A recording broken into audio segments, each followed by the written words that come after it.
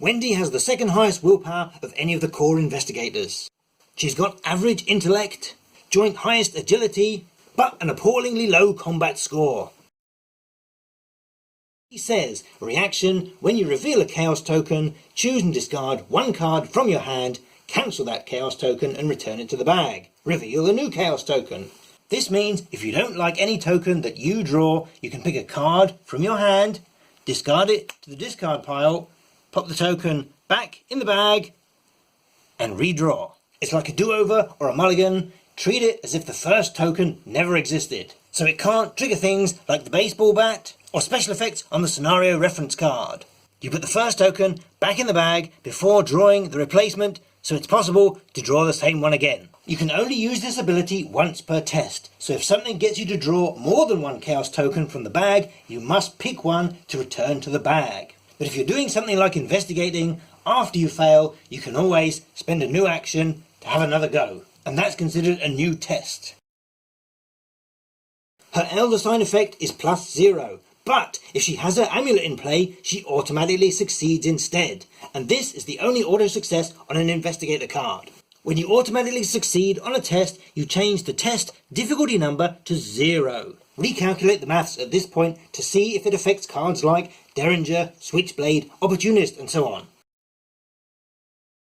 Wendy's bonus item is her amulet. It has the fewest icons of any of the investigator-specific cards, but they are both wild. Remember, you only get to put one copy in your deck. Let's look at the lower part first. Forced. After you play an event, place it at the bottom of your deck instead of your discard pile. Normally, you pay your resources for an event card, resolve it immediately, and put it into your discard pile. If you have the amulet in play, you put it on the bottom of your investigator deck. This is a forced event, so you must do it. This is huge, as it means you can permanently keep recycling your events. But it gets even better. You may play the topmost event in your discard pile as if it were in your hand. Normally, once a card is in your discard pile, you have to wait for it to be reshuffled back into your deck to see it again. Now you can play the topmost event card in your discard pile. By paying its cost, resolving the ability as if it were in your hand, then the forced ability of the amulet puts that card on the bottom of your deck. It is vital to note that topmost means the highest event card in your discard pile. It does not have to be the card face up on the top. You get to dig down looking for the first event that you come to. You can play that as normal, and after you do so, the forced ability puts it to the bottom of your deck. Then replace your discard pile. Again, if you want to play another event, you dig down from the top for the first one, for the topmost event that you come to, pay all the costs, play it and resolve it, then it goes to the bottom of your deck.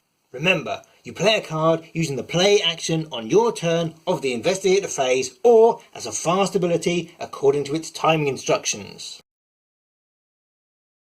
If you commit an event card to a skill test for its icons, this is not playing a card. It goes to your discard pile. But then you can play it using the amulet. If an enemy makes you discard an event card from your hand, this is not playing a card. It goes to your discard pile. But then you can play it using the amulet. If a victory card makes you discard an event card from your hand, this is not playing a card. It goes to your discard pile. But then you can play it using the amulet. If you discard an event card from your hand to power Wendy's ability, this is not playing a card. It goes to your discard pile. But then you can play it using the amulet. If Amnesia forces you to discard all but one event card from your hand, this is not playing a card. They go to your discard pile. But then you can play it using the amulet. Calm down now. The game has to do something to balance this power, so Wendy's weakness says, Revelation, take 2, Direct Horror.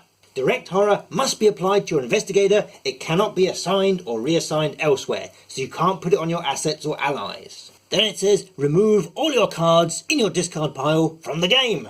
No more playing events for the discard pile for you.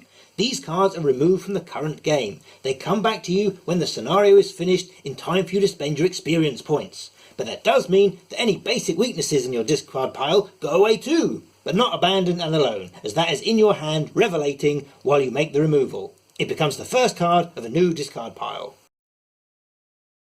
Wendy is an evade monster, and as long as there aren't too many hunter types, she'll run rings around enemies. She does have a few choice damage dealers for anything with an objective or victory keyword, which, if she has her amulet in play, will bounce back to her. She has average investigation, and so with a flashlight and 2 copies of Look What I Found, which is an event, she will do okay. Her Chaos Token redraw does a great job of mitigating bad luck, and her perfectly balanced stats mean that she can weather a horror or a damage-rich scenario with equal measure. She can use Leo DeLuca, so why wouldn't she? Well, maybe his massive cost.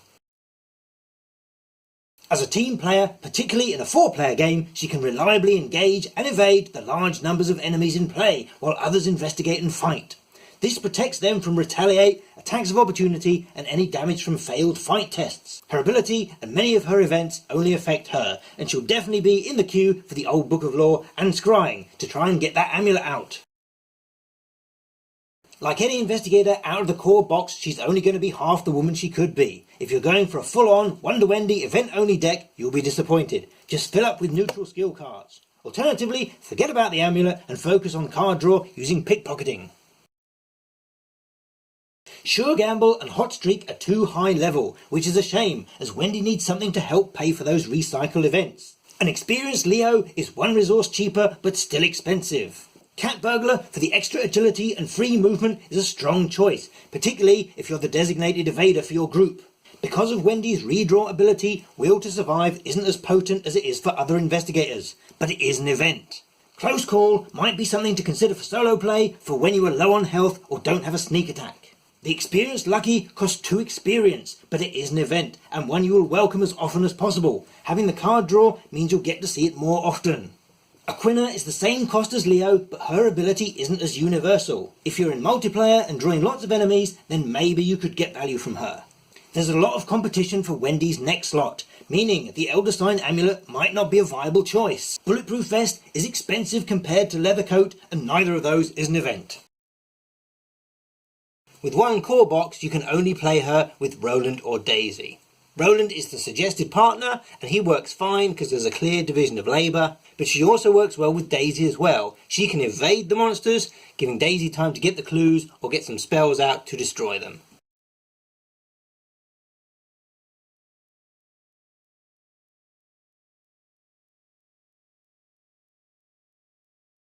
Oh, we didn't use the mystery monster. There, mystery monster.